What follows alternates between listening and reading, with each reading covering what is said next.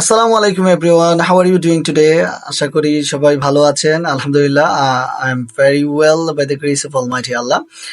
Today I am talking about sleeping. Actually যখন আমরা বাংলায় আমার ঘুম পাচ্ছে বোঝাতে গিয়ে আমরা কিছু নর্মাল ইংলিশ ব্যবহার করি, লাইক আই এম স্লিপি বা আই এম ওয়ারি। শুনতে খুবই পুরাতন মনে হয় এবং নর্মাল নর্মাল মনে হচ্ছে। যদি আপনি আরো সুন্দর করে এবং শ্রুতিমধুরভাবে বলতে চান, অ্যাডভান্স ইংলিশ যেটাকে বলে, আপনি চাইলে এভাবে বলতে পারেন, I am drowsy, I'm drowsy.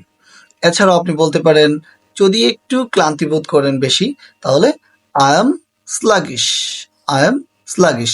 In addition আপনি ইনস্টেড অফ বলতে পারেন, I am worn out, I'm worn out.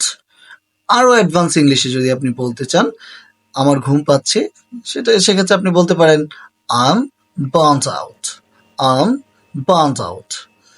একটু ইনফর্মাল, কিন্তু আপনি ব্যবহার করতে পারেন। ব্রিটিশরা সাধারণত ফ্যামিলিতে ব্যবহার করে থাকে, আম ন্যাকার্ড, আম ন্যাকার্ড।